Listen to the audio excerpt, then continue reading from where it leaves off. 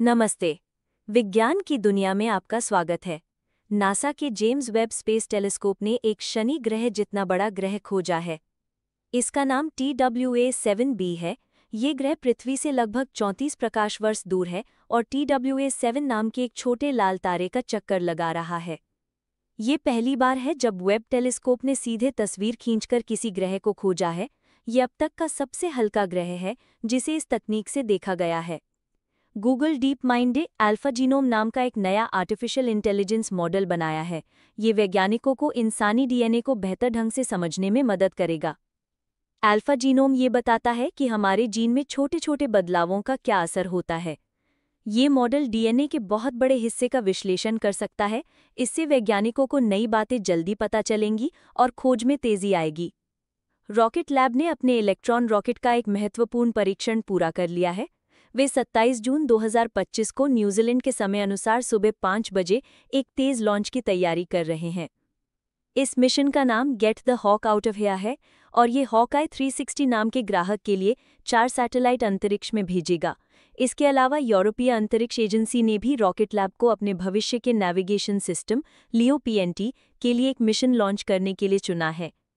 ये लॉन्च दिसंबर 2025 के बाद होगा। चीन की अंतरिक्ष एजेंसी ने बताया है कि शेंजाओ 20 मिशन के 3 अंतरिक्ष यात्री आने वाले दिनों में तियांगोंग स्टेशन से बाहर निकलकर अपना दूसरा स्पेसवॉक करेंगे। ये अंतरिक्ष यात्रियों का इस मिशन में दूसरा बाहरी काम होगा। इससे स्टेशन की जीवन रक्षक प्रणालियों और रोबोटिक सिस्टम का और परीक्षण होगा। मिशन कमांडर चेन डोंग और उनके साथी चेन झोंगरुई और वांग जी 25 अप्रैल से तियांगोंग स्टेशन पर हैं। स्पेसएक्स ने 25 जून को फ्लोरिडा के केनेडी स्पेस सेंटर से 4 लोगों के एक अंतर्राष्ट्रीय दल को अंतर्राष्ट्रीय अंतरिक्ष स्टेशन के लिए लॉन्च किया। इस उड़ान का नाम एक्सियोम 4 है। 40 से ज्यादा सालों में ये पहली बार है कि भारत, पोलैंड और हंगरी के अंतरिक्ष यात्री अंतरिक्ष में गए हैं। ये इन देशों की पहली यात्रा है जो ऑर्बिटल प्रयोगशाला तक पहुंची है। इस मिशन का खर्च निजी तौर पर उठाया गया है और इसे एक्सियोम स्पेस नाम की कंपनी ने आयोजित किया है। एक नई स्टडी में पता चला है कि दुनिया भर में बच्चों के टीकाकरण की प्रगति पिछले 15 सालों में रुक गई है। ये रिपोर्ट द लैंसेट में प्रकाशित हुई है। इसमें 204 देशों के आंकड़ों का अध्ययन किया गया।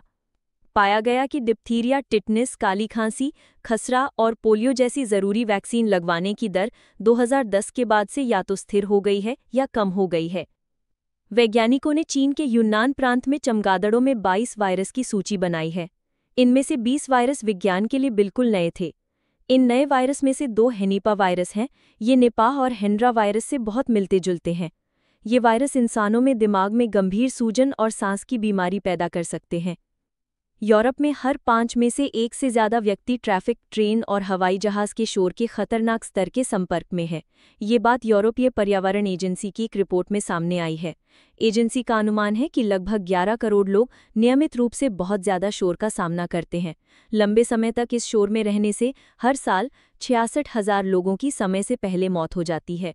पढ़ने के लिए धन्यवाद।